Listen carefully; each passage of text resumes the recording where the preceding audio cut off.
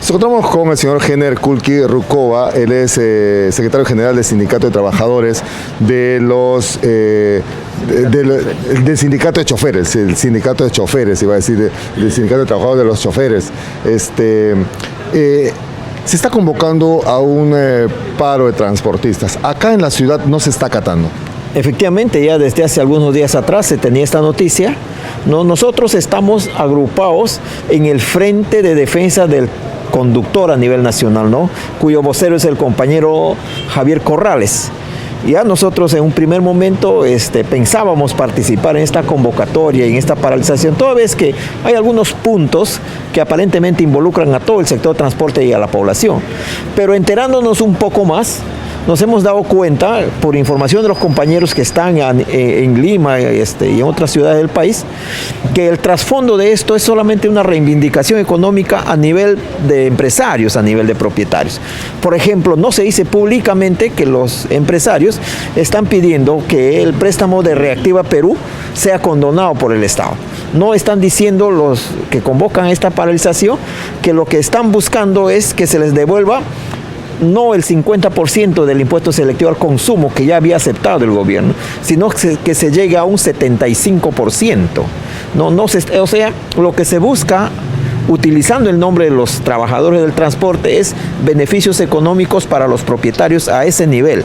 Y más allá de eso está ya el evidente sesgo político que se le está dando a toda esta coyuntura de movilizaciones y de convocatorias a paros a nivel nacional.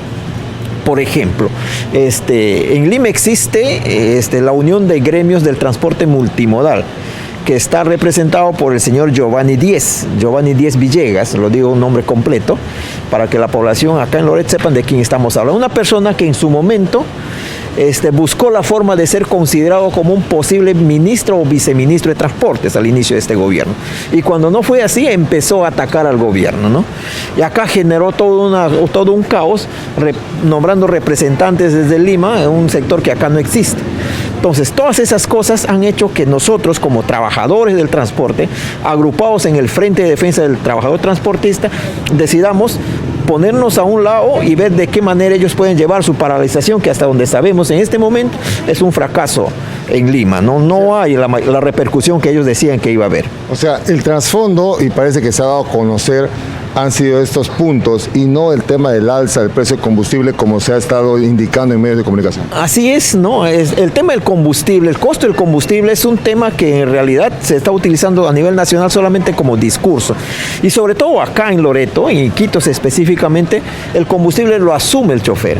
Nosotros como sindicato de chofer ya hemos hecho hasta 2 paralizaciones, una de 24 y una de 48 horas, no solamente por el tema del combustible específicamente hablando, sino por el alto costo del gas doméstico, por el alto costo de la canasta básica familiar aquí en Iquitos, pidiendo que el gobernador nos planteara una alternativa. No tuvo la repercusión, no tuvo la participación popular que se esperaba, pero de todas maneras nosotros ya hemos puesto la voz de alerta.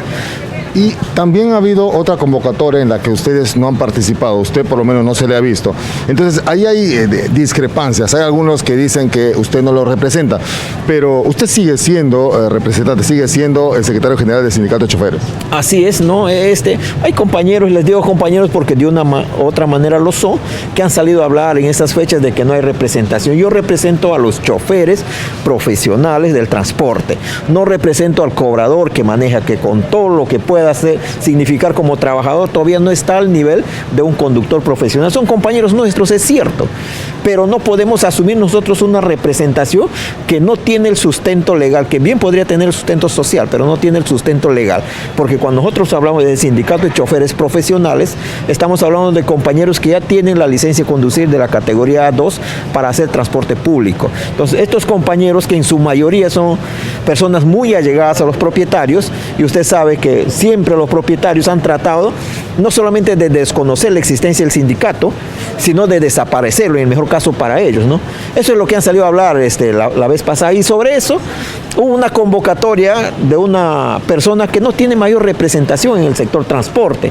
una persona que supuestamente fue nombrada de Lima para representar al transporte sin conocer la realidad del transporte y sin ser parte del sector. Ahora, usted me decía en el previo, yo le preguntaba si seguía siendo dirigente y me decía que sí. así, y es que nadie quiere agarrar ese sindicato porque no hay dinero. Así es, ¿no? Y eso para nosotros no es que estemos divulgando nuestras cosas internas, pero es una verdad, ¿no? Nosotros hemos fundado el sindicato de choferes con don Jorge Flores López, un compañero que hoy está en la directiva con nosotros, para mí un maestro de la profesión, por el tiempo que lleva desarrollando esta labor. Pero no hay, digamos, la participación de la mayoría de los compañeros asumiendo una cuota mensual como hay en otros sectores. ¿Y eso por qué? ¿Porque no quieren, porque no confían, porque no les alcanza? Generalmente es porque no les alcanza, no hay.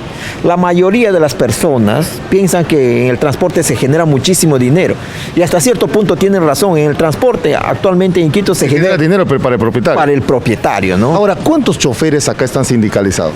Tenemos alrededor de 415 compañeros oficialmente afiliados al sindicato, ¿no? 415. Ahora, ¿usted considera que hay el suficiente número de colectivos o hay exceso de colectivos? Aparentemente pareciera que hubiera un exceso de vehículos de transporte público, ¿no? Pero si consideramos que Iquitos tiene aproximadamente 700.000 habitantes, de esos 700.000, la mayoría viven en las zonas periurbanas donde no llega el transporte privado o el transporte especial que son los mototaxis, vamos a darnos cuenta que sí es necesario y que se requerían más unidades.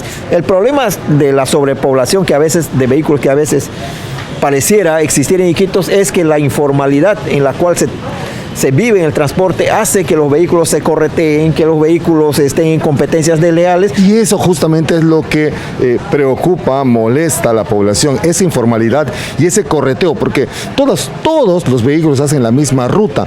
Yo recuerdo que hace muchos años se había partido la ruta de Punchana hasta Laptao y los que querían ir al aeropuerto iban de Laptao hasta el aeropuerto. Bueno, ahora hay más, digamos, como usted dice, en la zona de periurbana, por la carretera. ¿No sería esa una solución de repente para ordenar un poco?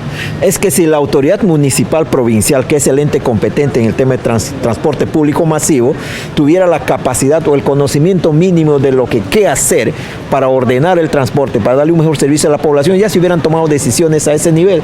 Lamentablemente tenemos un alcalde que gracias a Dios ya se está yendo, que no ha sido capaz ni siquiera de analizar el problema de manera medianamente interna, no ha querido, no le ha interesado, o ha tenido compromisos con los propietarios que le han facilitado sus unidades en su momento cuando fue candidato para no tocar el transporte. ¿Y por qué le digo esto? Porque así como está, el transporte público informal, obsoleto, peligroso, es ganancia redonda para los dueños. No tributan, no le reconocen ningún beneficio a su trabajador, no arreglan sus unidades, o sea, es todo un sistema que se ha ido mejorando a lo largo de los años para beneficiar al propietario. Ahora, ahí también debería intervenir, hablamos de la municipalidad, pero por ejemplo, cuando usted me habla de no formalizan a sus trabajadores, ¿dónde está la dirección de trabajo? ¿Dónde está SUNAFIL? Que dicen que en empresas privadas sí interviene, y entiendo que los propietarios, no solamente de una unidad, sino de varias unidades, ya se convierten en microempresas donde debería intervenir. Ahí también comparto esa idea de que es un sistema que ojalá alguna autoridad logre poner mano dura y formalizar para que los choferes tengan realmente los beneficios que se merecen desde hace bastante tiempo.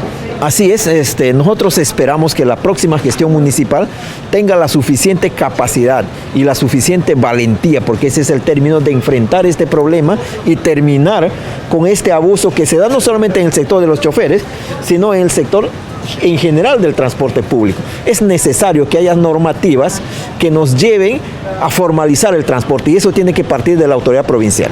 Muchas gracias. Muy buenos días.